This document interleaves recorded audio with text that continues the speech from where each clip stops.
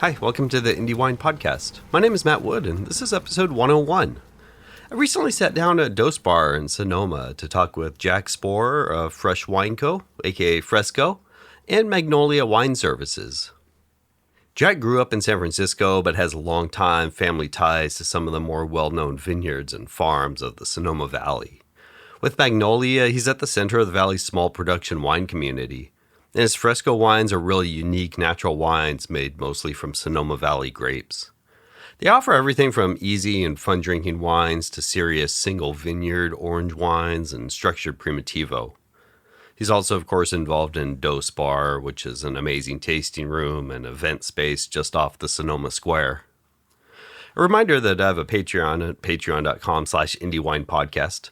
The link is also in the show notes. If you're enjoying the podcast, any amount to help me keep telling wine stories ad-free and available for everyone is appreciated. It's all run independently, much like the producers I talk with. Telling a friend or sharing on social media are great ways to help out too. Here we go. Do you want to start at the beginning? I know you kind of grew up in San Francisco, but you had some ties to Sonoma Valley all along, right? Exactly. So my grandmother had a farm here in Sonoma called Oak Hill Farm. And together with her husband, Otto Teller, they bought the vineyard right across the street that had been for sale for years. It was an old vine, dry farmed, Zin-based field blend that they'd been advised to tear up and replant to Cabernet. But Otto, my step-grandfather, was a irascible old farmer. He was it was hard to tell him to do anything, and he sort of had a wisdom about things. He'd always eschewed using chemicals for farming.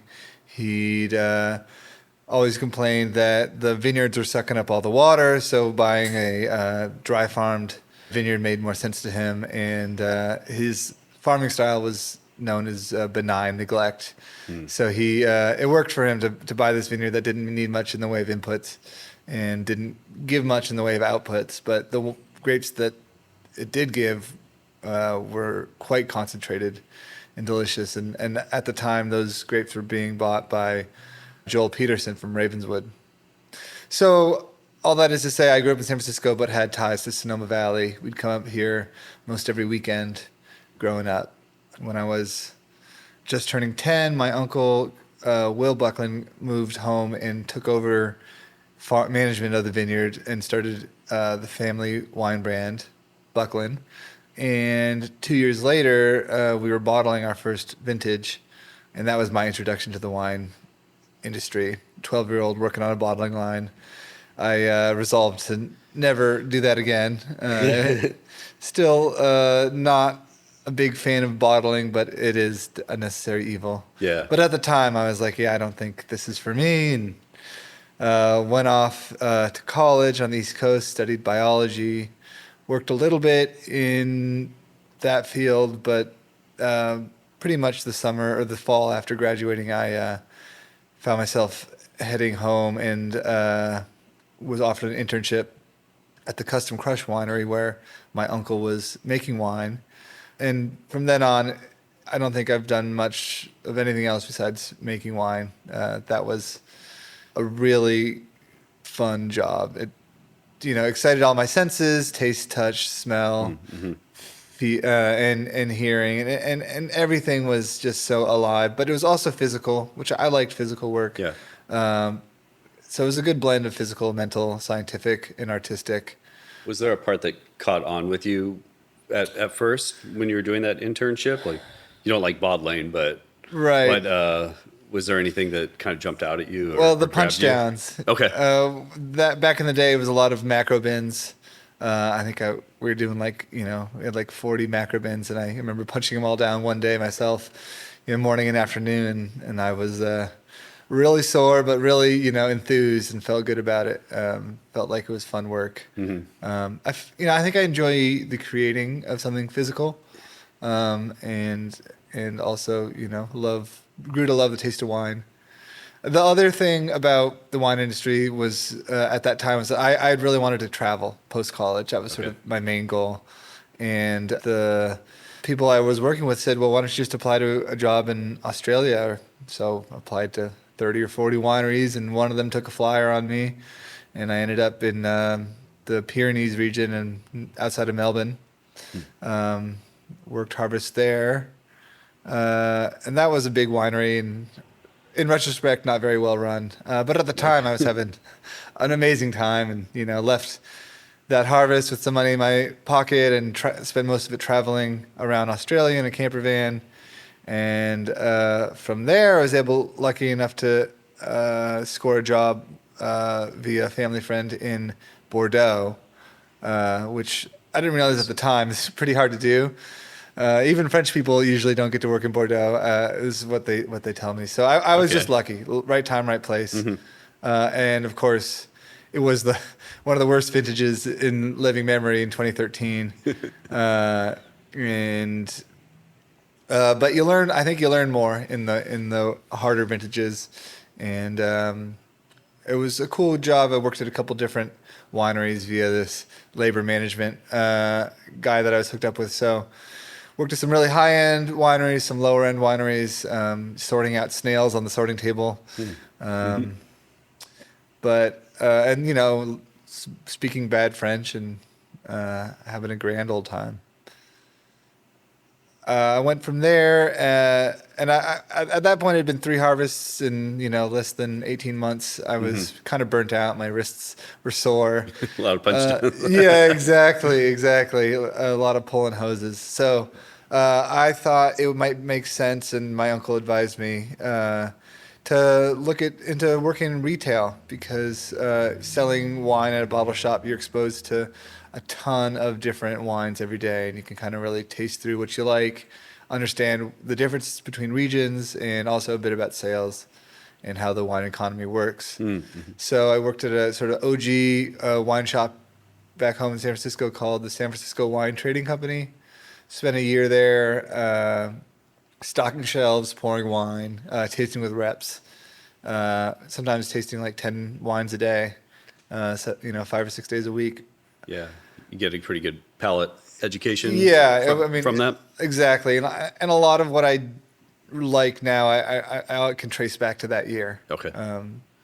And ended up also in retrospect, a lot of the wines that we were selling, at least out of Europe, were on the more natural side, lower. And I did start to realize I liked lower dimension, closer to the earth farming, and sort of through my family heritage had always really demanded organics, sort of as the barrier to entry, but learned a lot about the industry there. The thing that really did me in though, was the Christmas season. Okay. That Too was much. just hearing the same songs on repeat, and just being super busy working long days, and just it broke me, I have to say. Okay. I realized that as much as, and so within that job, I realized that wine industry, making wine, was that I wanted to be in the wine industry, but that I did not want to be in retail. Okay. So from there, I got a job in New Zealand, which was epic. New Zealand is an amazing country to travel in. Really friendly people. I did a bike tour there. It was cool. one of the freest, most amazing trips I've ever done. Yeah. Great way to see a place, especially like New Zealand. And just, it was amazing time for me. And then from there, I worked, I got a job in Napa and spent 2 years working at Chapelet, really OG Napa wine brand, still family run. And that was also a good experience, just to see how a successful, multi-generational family business can be run. A lot of the people who worked there were lifers, Okay. which I think is a really good indication of a company that's run well. Yeah. You look around when you're there, and people have been there 10 or 20 years or longer. For sure. And it was like a seller boot camp. They really, there was a lot of oversight. They expected you to adhere to the protocol, but everything was sensible, organized, made sense. And so a lot of the cellar practices that I use now, managing Magnolia, is directly related to what I learned from those people at Chapelet. Okay. Just as far as systems for like barrel management Exactly. and everything. Exactly. Just everything from cleaning system to filtration to um, sort of just general cellar protocols. You know, how to bulldog a barrel, how to fill a barrel, how to stack barrels. There's a lot of barrel work too. So, and that's kind of what we do these days. So yeah, it's good, really good protocol. But I think similarly, you look around at a company like that, and everyone's sticking around. You realize it's going to be 5 or 10 years before you get that promotion that you really want. Yeah. So after 2 years, I wanted to do another South American harvest or a Southern Hemisphere harvest, and I'd never been to South America, and so I flew down to Chile and woofed at a vineyard, and from there found work for harvest. Worked for actually a Californian guy who had started his brand there after being a winemaker for a couple larger wineries, and he was actually running a small custom crush. So it was really cool to see his protocol, how he ran it, and he did some consulting and took me along with that. So it was, cool. a really formative experience there because he really took me under his wing, and I got.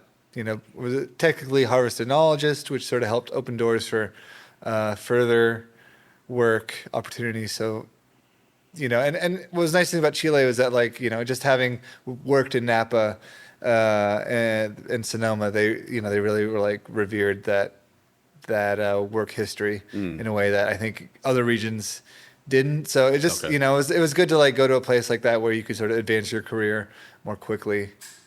Was harvest or was travel and sort of harvest hopping and everything, is that something you really wanted to do at the beginning? Like, was Yeah. the travel something you were kind of Yeah. set on? I mean, it was really only after my third harvest that I realized oh yeah, I want to do wine for a career. Before that, it was I want to travel, and wine is a way to make that happen. Okay.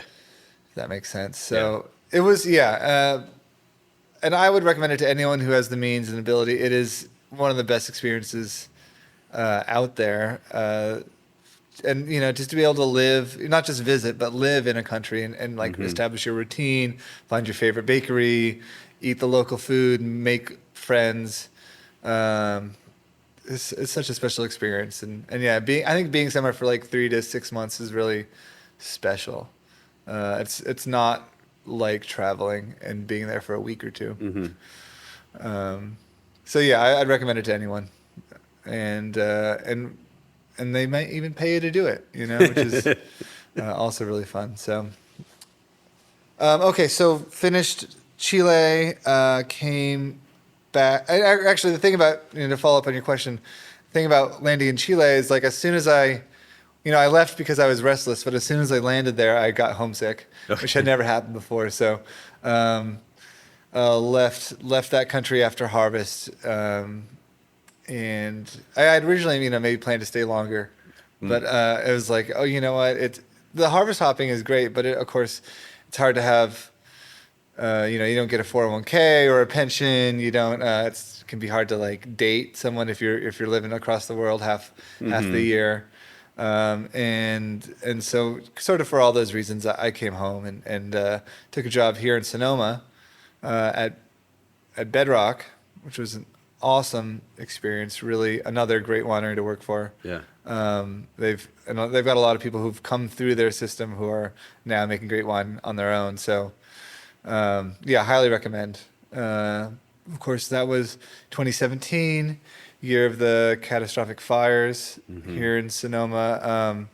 So in a way, I feel fortunate to have been here for that. I think it was a pretty integral moment between me and my uncle and the rest of my family, sort of just, being on the land, fighting the fire, building fire breaks in that crazy time. It really helped, I think, solidify my status in the family, as someone who's here for the long haul, willing to put it all on the line for protecting, our heritage and our land. So, Yeah. and that was traumatic for sure. I mean, I'm still like, I think like today I was driving in to work and smelled, I think probably burning, vines from cuttings or whatever, Sure. what's vineyard. But even that, it's like starts to give me a headache and starts to, I have a hard time with wood smoke the way that I used to. It's not the way that I used to enjoy it. Right. Can give me a headache and really start to make me feel, PTSD yeah, kind of from exactly, it. exactly. So it was a tough time, but, and then of course, you get through it. Fire is really hot and heavy and burns. And then, within a year or two, I mean, even that spring, you start to see the green come through. And then, a couple years later, you don't almost don't notice it anymore. Things often come back quicker than you think. So, that was a pretty intense experience, but, coming through on the other side has helped me sort of, I think, be more resilient. Okay. And yeah, I'm glad that our entire farm and vineyard didn't burn up, because I think that was what was going through my head, right, at that time. And I think I've got a lot, hopefully, I intend to, be a part of that for the rest of my life. So it's pretty shocking at the time. Right. But like you said, you probably do build that resiliency, like you see what the worst that could happen is. Yeah, exactly. And then it turns out Something. you can still come back from even that.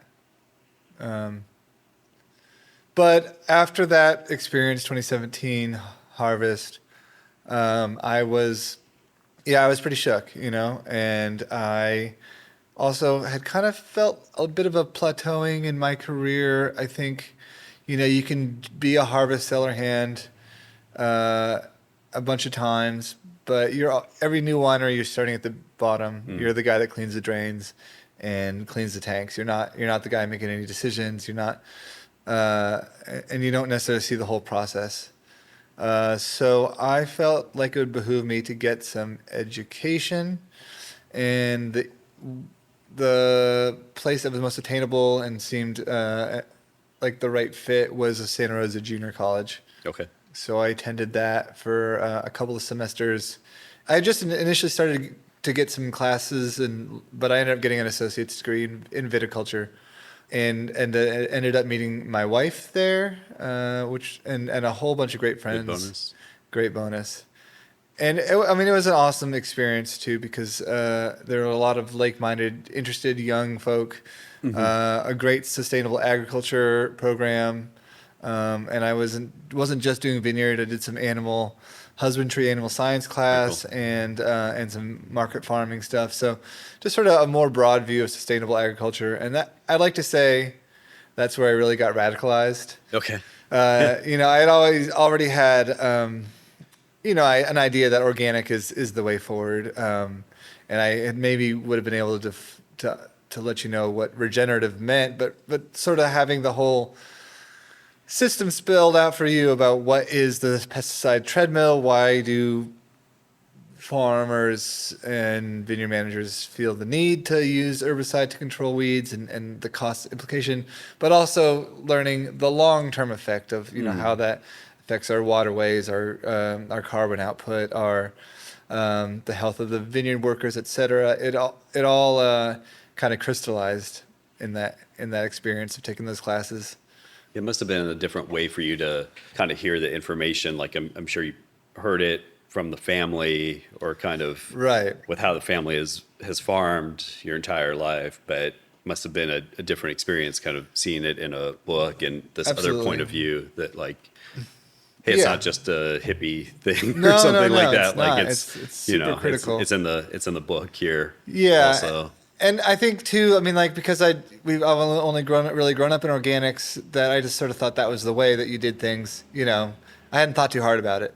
And then learning more about what is actually involved in using pesticides to farm and all that. It was, and then how you can avoid that. I think was curious, I guess, looking back on my work history up to that point, is just to almost never set foot in a vineyard, like working cellar harvests, you can really get wrapped up in the winemaking and not even know if a grape that comes in is farmed organically or not.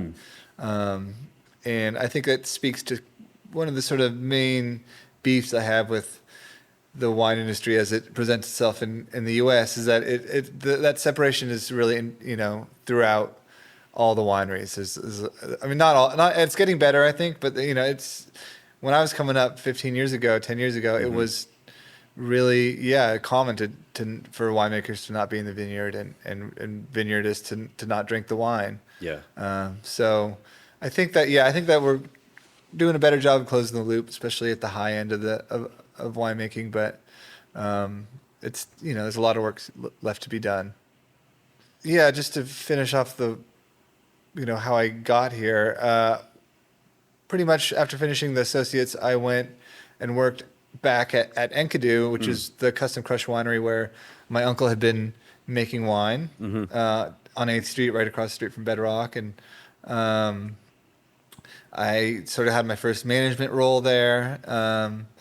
And sort of, 6 months after I'd started working there, we realized that facility had gone up for sale on WineBiz.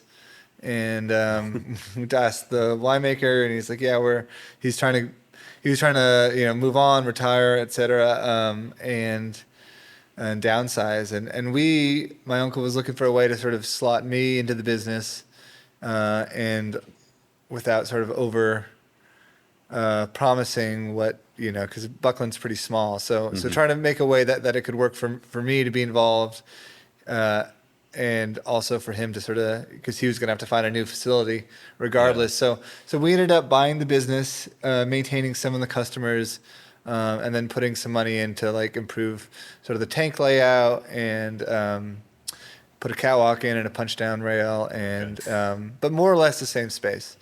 And so that was March of 2020, and that's when Magnolia was born, right into the pandemic and this crazy smoke year.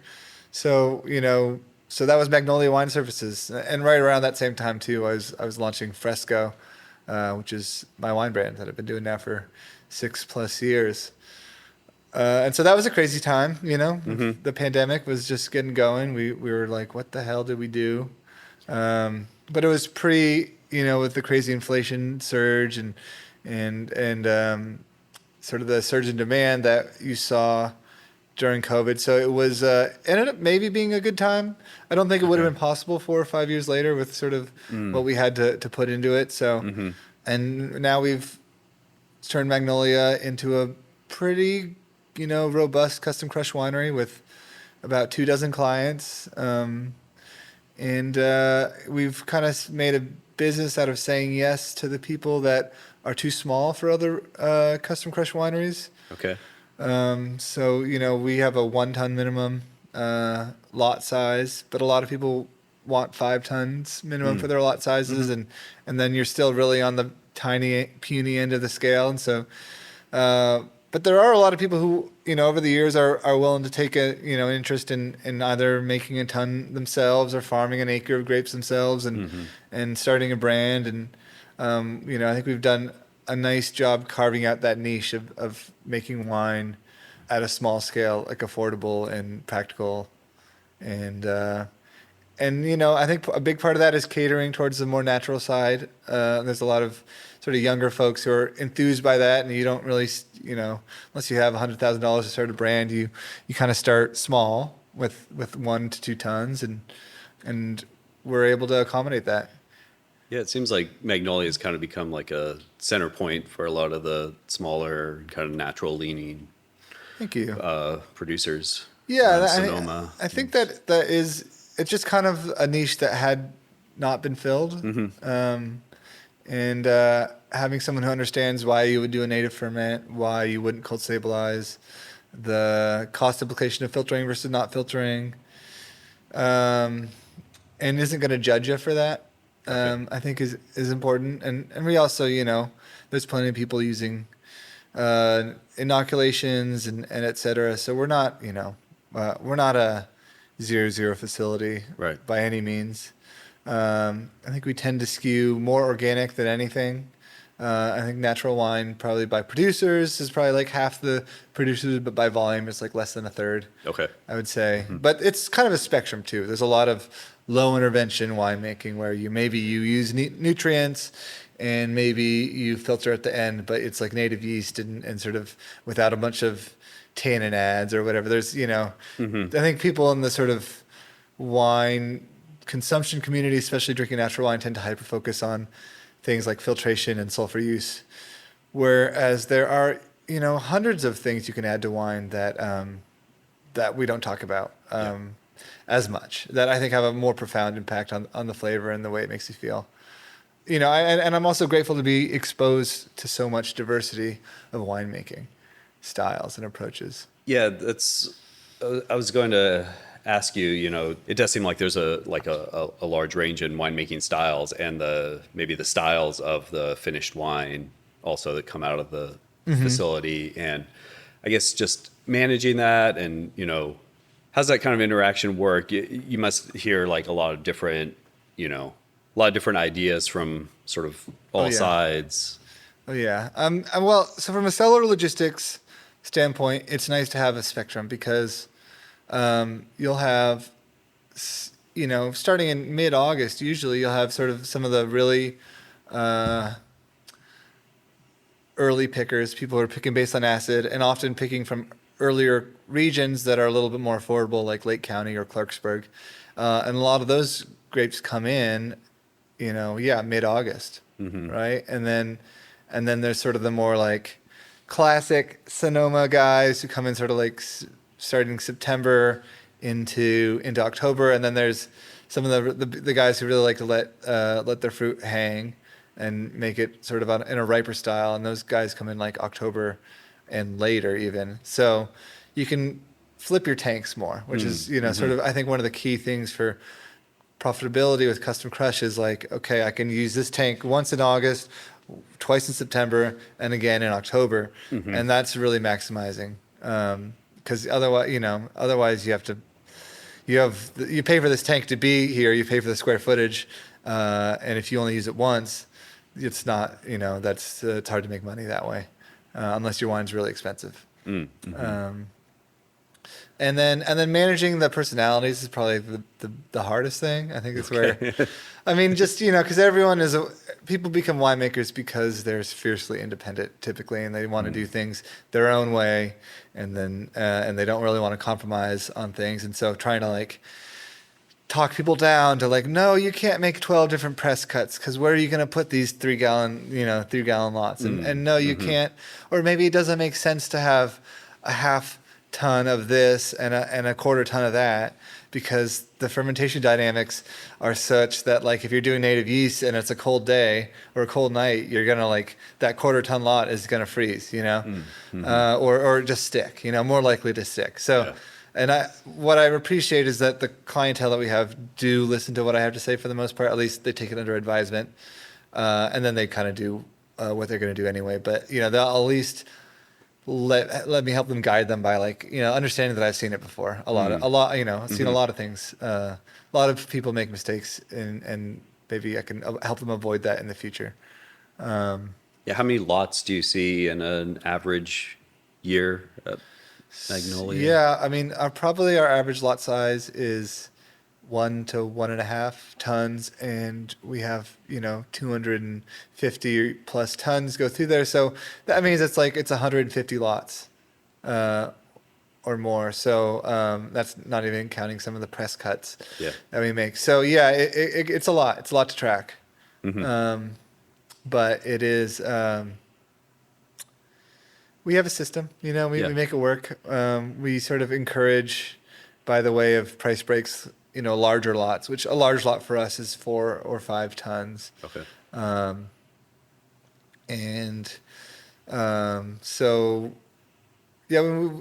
what's nice is we have bigger tanks, we have smaller tanks, and we have macro bins. So 1, 2, 3, and 4 ton lot capacity.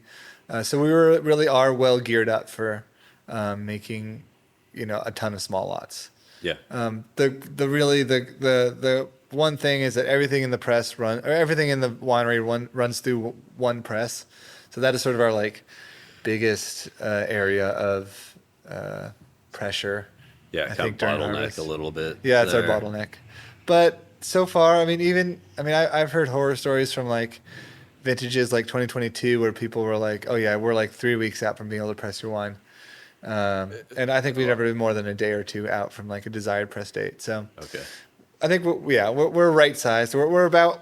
I don't know if we have much more room to grow, but we're right sized for what we have.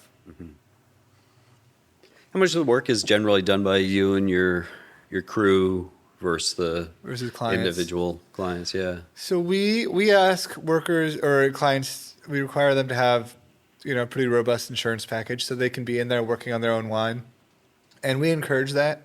But what I've realized is that it's not really more efficient for us. Mm. If someone wants to do a barrel down, that means that we still have to kind of set everything up for them because they're not really, it just would take them a long time to like do the pump, get the hoses out, get the barrels where they need to be, et cetera. So while I encourage people to do their own work, we don't offer a price break for it. And I think what most people sort of figure out, they start doing a little bit more of their own stuff. And then as we learn what they want and they learn sort of what we have in our normal protocol, they tend to back off a little bit. Okay. So like they're not necessarily doing every punch down every day, but maybe they do one, every other week or a couple days a week. Because a lot of our clients also have like, jobs. They're not full-time winemakers, or if they are full-time winemakers, it's not the brand that they make with us is not their full-time job. So, so they realize that they have stuff to focus on too, and we're here. And we can do it the way they want. So as long as once we develop that comfort, then that we end up doing more of the work with them being there typically. Okay. But you just build up that trust. Yeah, exactly. But they're allowed to, and that's I think maybe a little unique. I know some custom crush wineries don't allow people to touch the wine at all. And then the other thing we do that maybe is a little unique is offer sort of client employee relationships. So someone who is a winemaker, has their wine at Magnolia, can come work harvest for us. We'll give them a discounted crush rate, pay them a decent wage as well, and then they are like that. That really facilitates them making the wine sort of the way they want.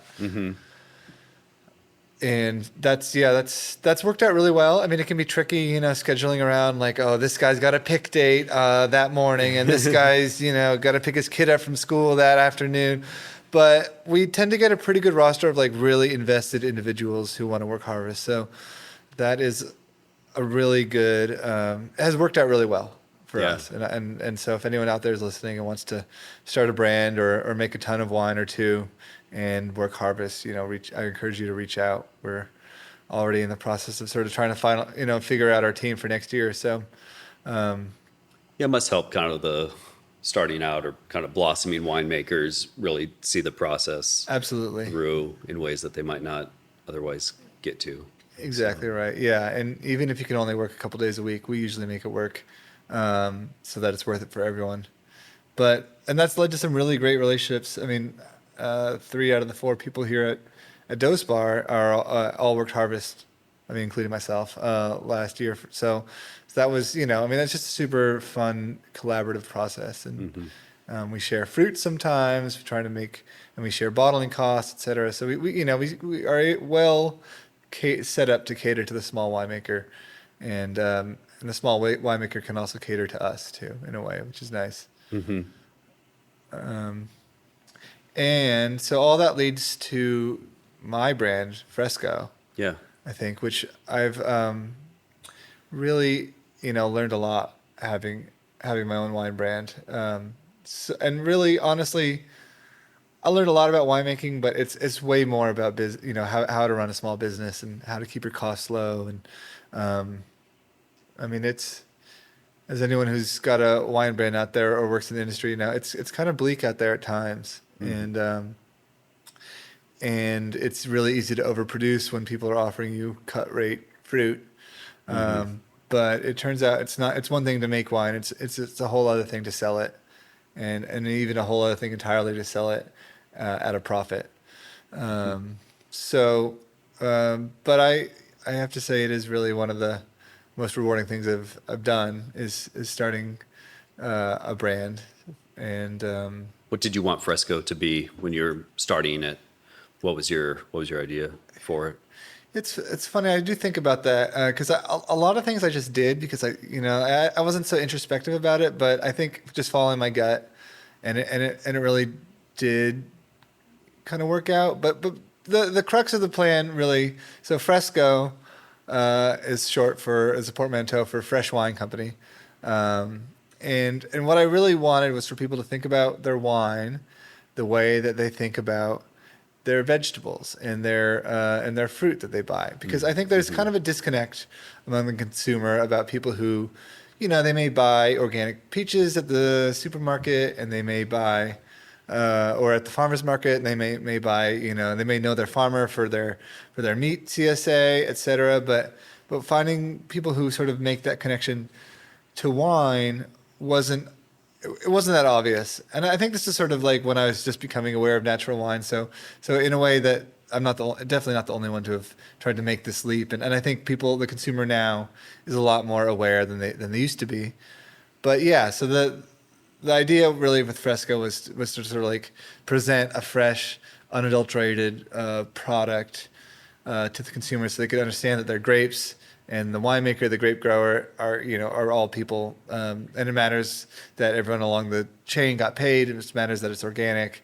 It matters, it's so that was the goal really was to sort of like transmit the grapes in the vineyard directly to the consumer, and I wanted to focus really in this one region, Sonoma Valley, and I knew that as I was launching this custom crush winery, that I wasn't going to be free enough to farm my own grapes. So Okay. it's always sort of been the idea is it's a negociant project where I wanted to flip that model on its head, where I was working really closely with growers to sort of solve winemaking problems in the vineyard. So Okay. if I had a stuck ferment one year, I'd ask the grower to put out more compost the next year, or maybe limit the crop a bit so that there's more nutrient density.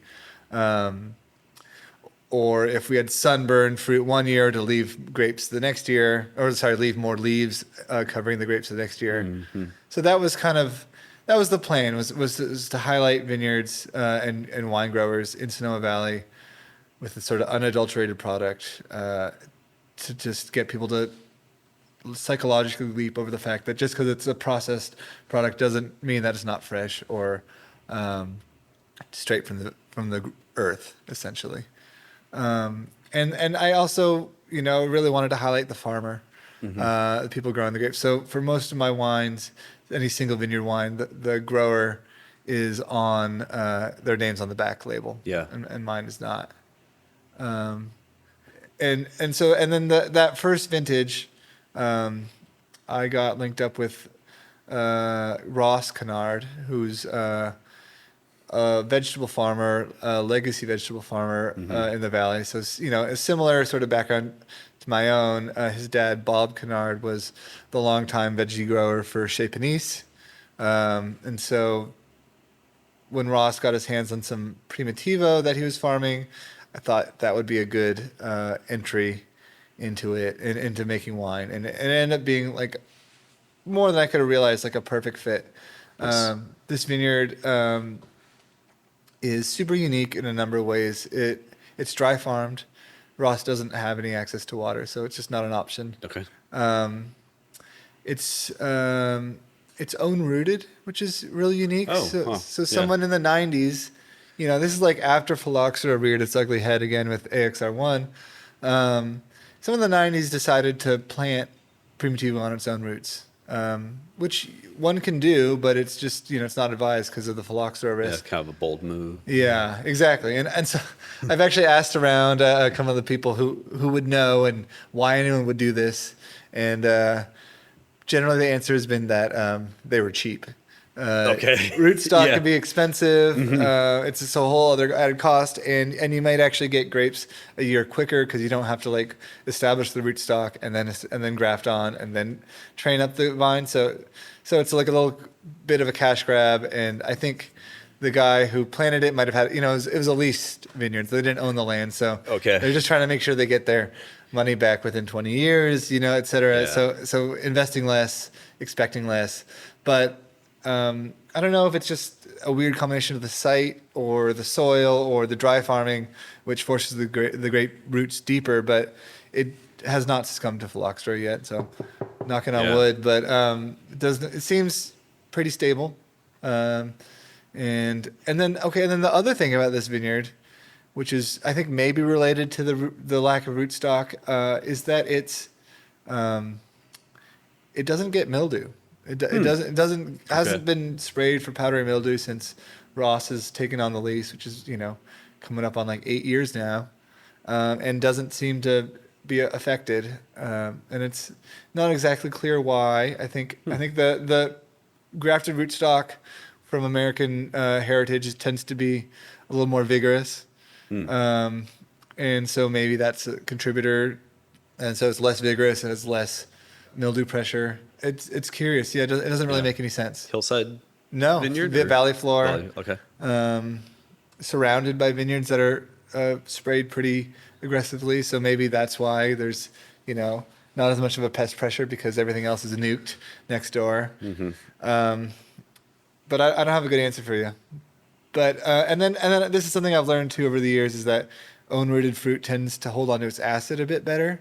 And so when you're making natural wine, acid's quite important. And so you can pick this wine at a pretty, high potential alcohol, above 15% and still get a pH that's, after mallow, like 3.4, 3.45. Oh, wow. Okay. So that, means that just like a tiny touch of sulfur is really all it's needed to protect this wine. And so I typically add that just at bottling, maybe a little bit after mallow if sort of that's necessary, if there's still some sugar left. But yeah, so that's sort of the idea is age it. And we started over vintaging it too. So it sits in barrel for about 18 months. And then at about that point, we'll add sulfur usually as we rack for bottling. Yeah, just a little more like kind of I guess serious expression or kind of classic. Yeah, cool. Classic so the style first a little bit. Well, it's funny now it is a classic sort of more ageable, I think, expression. But when I first made the wine, it was 2019. Chillable red was like really in right then, and I was like, this is going to be a perfect chillable red. But it's funny. I brought that wine in. I think I picked it targeting like 23 and a half, 24 bricks. But as is classic to Zin and Primitivo as well, as it had raisins, and so you pick the grapes at a certain sugar, and then the next day it's higher, and then the next day it's higher, the next day it's higher as the raisins release their sugar.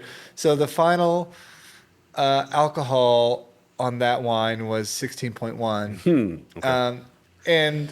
And what people do in that situation normally is they add water, and I was dogmatic at that point. I said, no way, I'm not going to add water.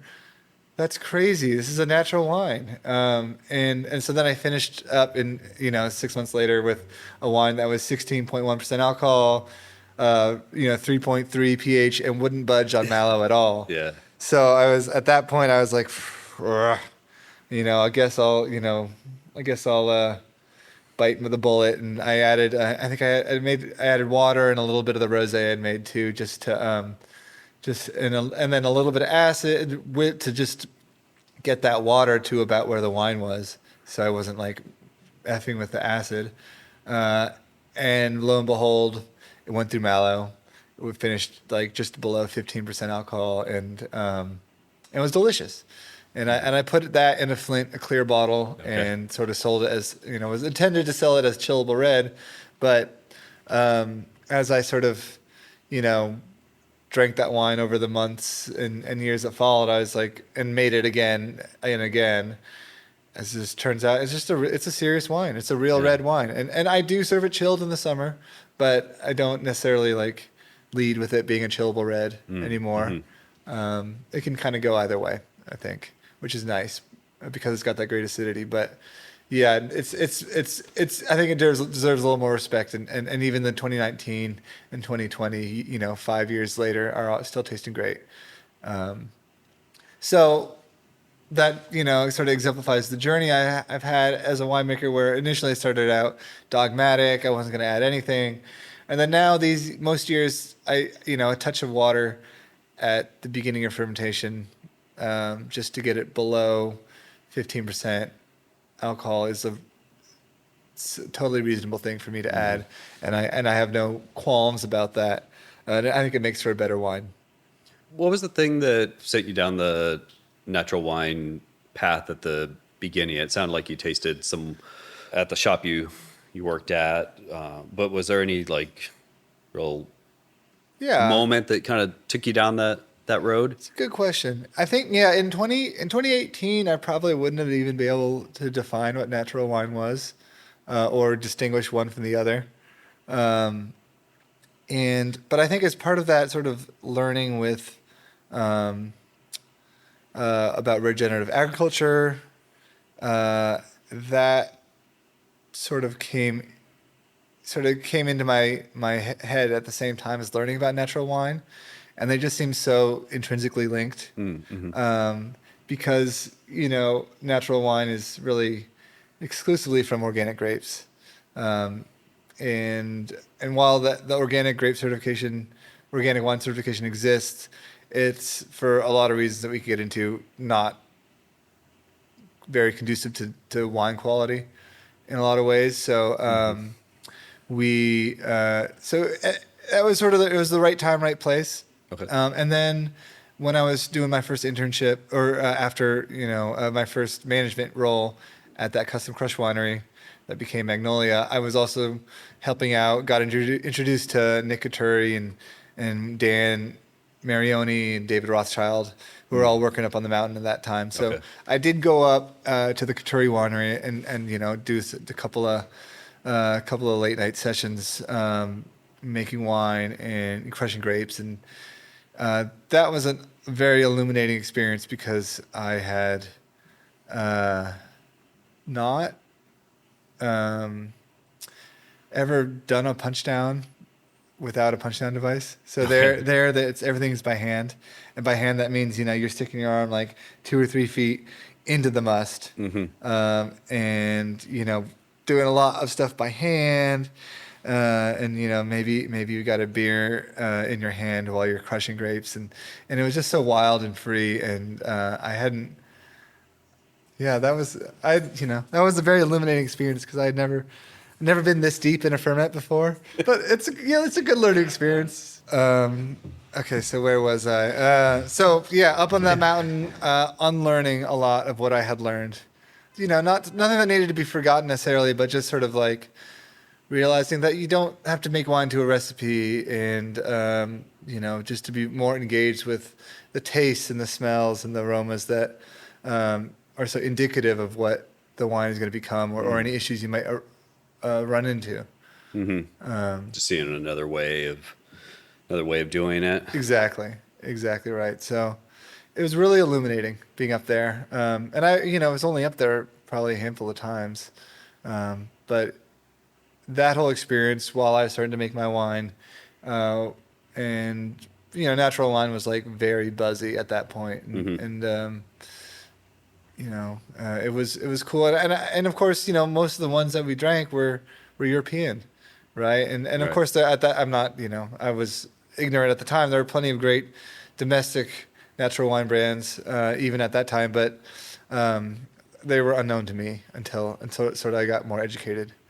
And I think it's worth couching all that in the point that it isn't just the natural wine that I'm really enthused by. There are plenty of wines that maybe have been filtered, or had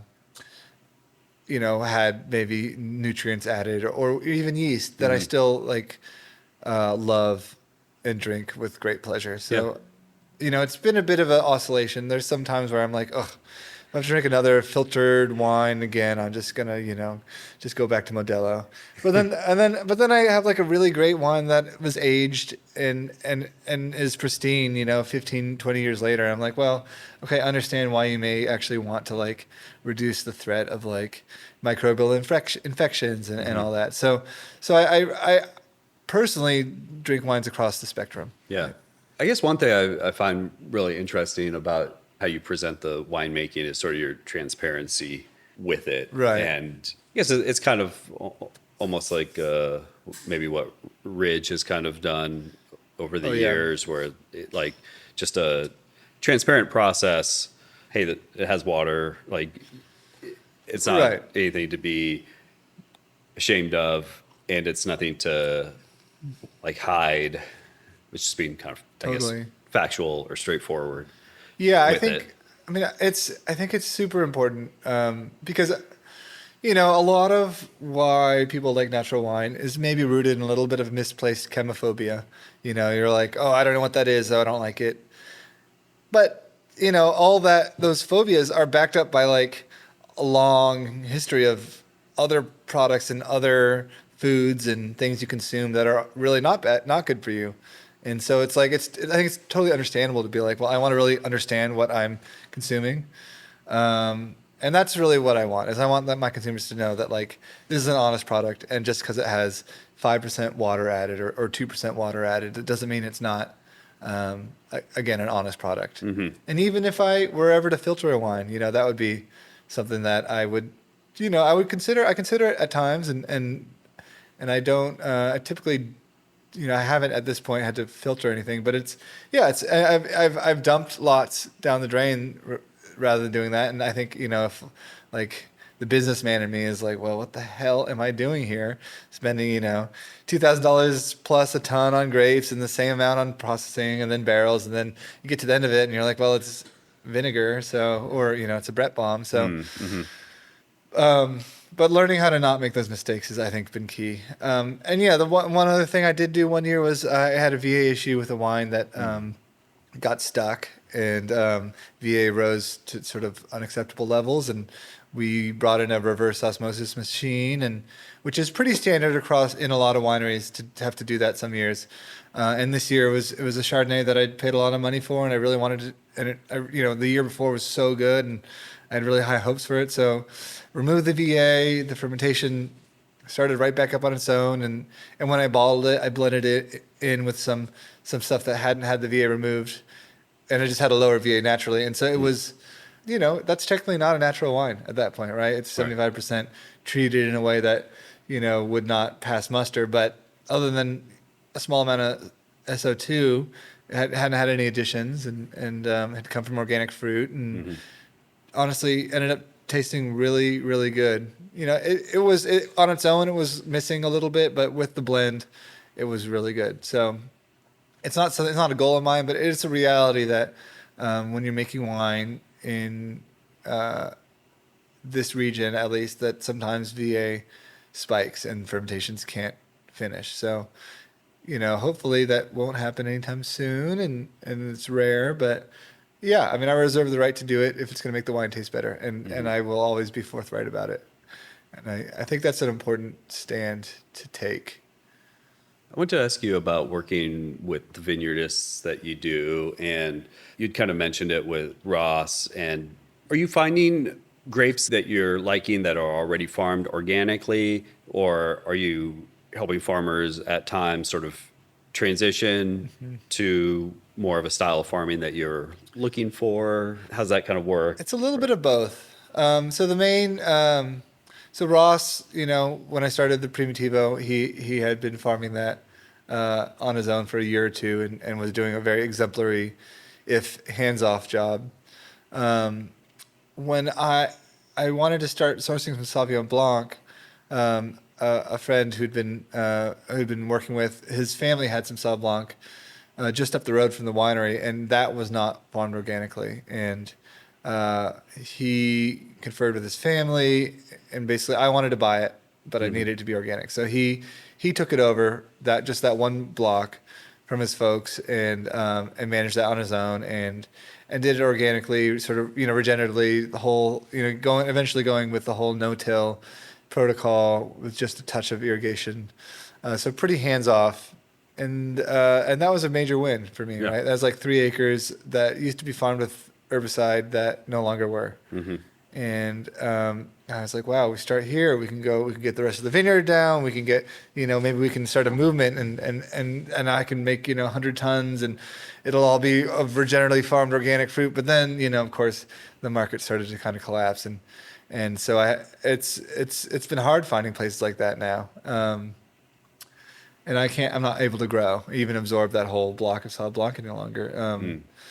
And we do sell most of it through Magnolia, and it is a really good, that's Denmark Street Vineyard. It is a really big part of the brand, but at the same time, I haven't been able to like expand that to other sites on my own. But working with some of the growers, another guy I sourced from a good buddy of mine is David Rothschild, and I think you've interviewed him. He's got Las Vivas wines.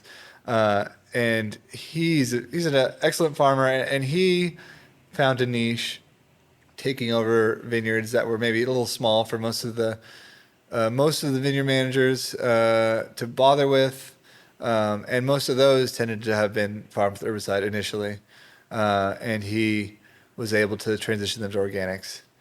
He's got a pretty cool process with a lot of his sites where he'll do more or less a pretty deep rip of the in between the vine row, and plant a decent, pretty heavy cover crop there, and then turn that into a no-till system from there on. So it's like kind of like a 2 to 3 year transition program, and that works for him. He does a really nice job, and buying grape from him like in year 1, year 2, year 3, you can really sort of see how the grapes respond. You tend to get higher nitrogen, but and easier ferments, but it can take a while too. I think initially, as you switch to no-till, it can be really hard on the vines initially. But once they're adjusted, then they kind of get stronger, because they're basically going from being sort of spoon-fed their nutrition to having to work for it underneath the vines with the soil.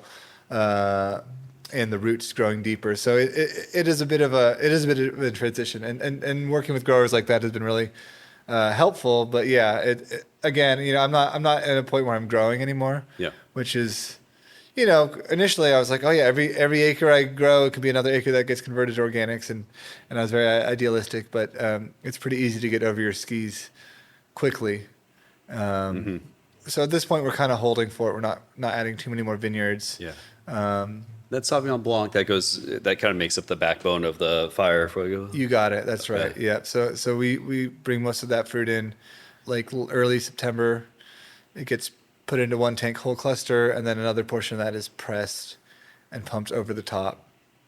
And so this is like a reverse Saignée, or we call it juice doping. It's like blood doping, but with extra juice. And that makes a really fun crushable orange wine, and super sound too. But over the years, we started to sort of work with a couple other vineyard sites that had Sauv Blanc that we wanted to sort of experiment making it in a sort of similar way.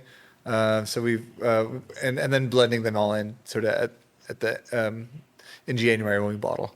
Okay. And then we started actually releasing like single vineyards, like extra, like reserve orange wines, which is really fun to do too, because those are kind of just. It is a very, I just don't know anyone else who's kind of doing that single vineyard orange wines in Sonoma. So it's fun to kind of do something new. Yeah, I feel like a lot of orange wines can kind of benefit from a little more time. Also, exactly. Yeah. Sometimes just like a year or two can really totally right. And even the difference between like the blend and the one bottled in January and the one bottled in August, it's like they're quite different. And I feel like the ones that age in barrel longer can also age in bottle longer, and they're more singular. One other thing I think it's really cool that you're doing, that you've done, are the bag in a box. Oh yeah. What was the idea behind that, and how's that process working out? Yeah, so one thing I am exposed to, what was nice about Magnolia is you get to see where other people have their successes and try and emulate or improve upon it. And a couple of the brands around me were having really good success with bag and box, and it's a kind of And we have a filler that we can borrow because that's kind of the other barrier to entry. But it's a nice. I think people really like it because you can just have one glass and you don't worry about wasting the rest of the bottle. It's a bit of a larger volume to sell at once, so is nice on my end too. But yeah, I think in general, it's just a fun way to sell wine, to drink wine, to consume it, and it's not so serious. So and then what I did is I had seen this one on offer, which was just instead of a bag and box that's square, it's more of like a juice box almost. Right. Yeah. I realized when I said bag in a box, it's not really in a Yeah, I mean, in there's not a a box, good so term. to speak. Yeah. But Not a good term for it, but it's 1.5 liters, and it looks like almost like a Capri Sun, like a giant Capri Sun. So that's just a fun thing to do, a fun way to sell wine, and yeah. it's different, and it was really successful, and we'll actually be filling more Fire Fuego bag and boxes shortly. So look for those to come out. It's just fun. And I think maybe one of the great hallmarks of natural wine in general is that it's fun. It's not so serious. And maybe there are serious wines and there are fun non-natural wines, but like the whole culture around it is rooted in a real joyfulness that I think is maybe missing in the rest of the wine industry, and part of why wine's having a hard time right now is it's sort of like it's too fancy for the next generation, so the next generation is like turned off from it. So, and yeah, it feels like the barrier to entry is a little lower. You don't necessarily have to know everything about a wine or region to order a glass confidently. If you know that you like natty wines, then you can be confident at that spot to order that kind of wine. Yeah. And so I think that, bringing fun and joy back to wine is really an important goal of mine. It seems like that would be a great way for like a by the glass kind of program. It's also, funny. like the Totally bag true. in a box. That thought hadn't crossed my mind. And then I went to sell it to accounts, and they're like, "Oh my God, yes, I want this. I want this." And actually, they make like big, like 5-liter bags and boxes that people can have too. So it kind of got the gears turning a little bit. It's just about finding the right order, quantity, etc. But yeah, that is a goal of mine actually, is to do more of that to accounts, because it can just live in a fridge, be a house wine or something like that.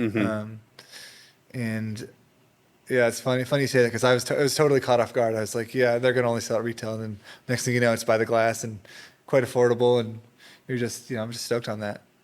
Yeah, shipping costs and everything like lower, I guess. And Yeah, it is a little bit of a job figuring out how to ship them, because they are they don't fit in the typical wine shippers. that's true.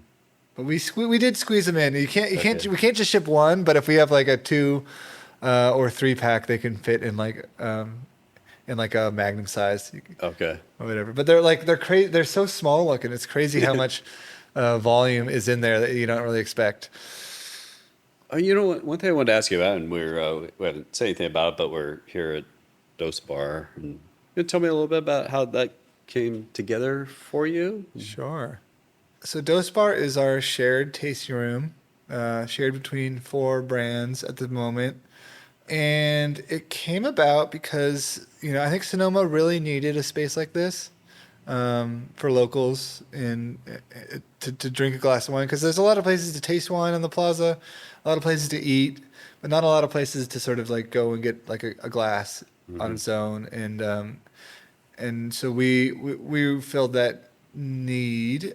But also, just the overhead of having a tasting room, a full-time employee, et cetera, is so high as to like be totally unachievable for any one small wine brand. But to have to pay for a quarter of that, or maybe even less if we have more people here, it actually becomes feasible and even profitable to be here most months. So, and it's really, I think, important for growing the brand, right? To have a space to send people to try the wines, for them to come meet me, because it's just not really appropriate to have people at the winery, especially with forklifts going on and all the sort of liability that's involved with that. So we are really stoked to be able to offer Dose Bar as a fun spot to be.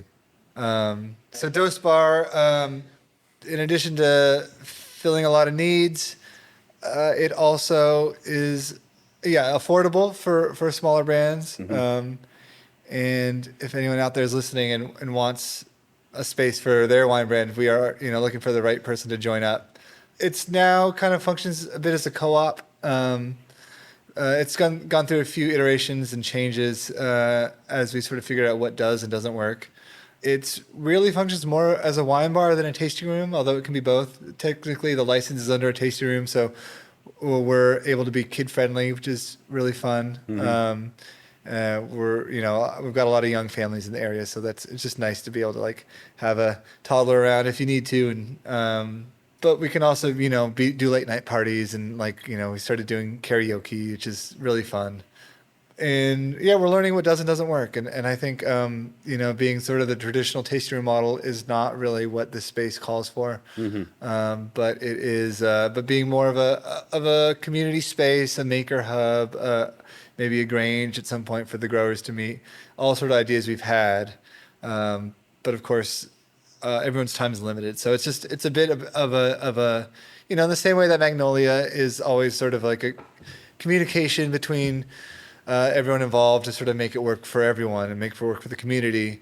Dose Bar functions the same way. There's, we're all trying to throw events. We want to share, everyone can't have every Saturday they want for their club releases, but we can sort of, as long as we plan them out in advance, make it work for everyone. What really works for people is doing events. So saying, I'm going to have a party this day, and then inviting all their friends and club members to come, versus just sort of like being open is less profitable. So, so we're figuring it out as we go. It's a community effort. It's a co-op. It is an evolving space, but it is a really delightful place to drink a glass of wine. Something that I hadn't necessarily anticipated was how much I like being here and hanging out. And it's really fun. It's a joy to be able to sit behind the bar and share the wine with people and get to know people who are locals, or get to know people who are traveling through, and just have a space to showcase what we do every day. So yeah, it's fun, and I invite everyone to come visit and come to a party. Follow us on Instagram. We're always doing really fun things. Yeah, there's always super good, fun events here. And now we've got Coral from Maison de Plaisance selling her wine here and also working here. So it's I think we're going to launch some food programs. We're going to have more parties going forward. Maybe push the hours a bit later, because sort of fine tuning that has always been a bit of a struggle. But it's you want to be open when people are here and not when people aren't. But of course that can always be tricky to. But it's Sonoma. We're not late for Sonoma is 10 p.m. not 2 a.m. So. It's just fun. It's really a fun way to experience wine, and so we invite you all to come out. Yeah. Anything we kind of missed, or that like to wrap up with, as far as where people can find your wines or anything? Yeah. Besides Dose Bar? Yeah, I mean, the best place to find Fresco is at Dose Bar, obviously, and on the website, fresh.wine.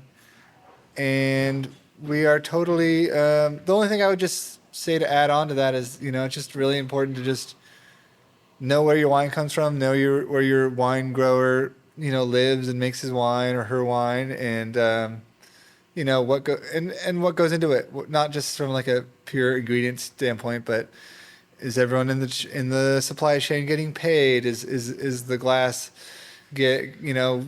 made domestically, or is it made from abroad?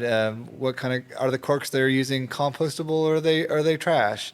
What are all the things that go into the wine, and then are the people good people that as well? So I think sort of trying to understand the whole process is really important. Thank you. Thanks, son. Yeah, it was great. Appreciate it. Yeah, hell yeah. Let's go. Thanks for listening today. You can find Jack's wines at fresh.wine or on Instagram at fresh.co.wine. or at the shared tasting room space at Dose Bar, where you can run through flights or glasses in a great setting. Please follow the podcast on wherever you're listening and the Instagram at Indie Wine Podcast. You can email indiewinepodcast@gmail.com or Instagram with comments, questions, or feedback. If you're enjoying the podcast, I'd love it if you told a friend or wine lover about it and help spread the word. Rating, reviewing, or donating at patreon.com/indiewinepodcast helps a lot too. It all goes to offsetting podcast expenses, keeps it ad-free, available for everyone, and allows for more episodes and helps support independent folks. We'll be back soon with another episode. Have a good one.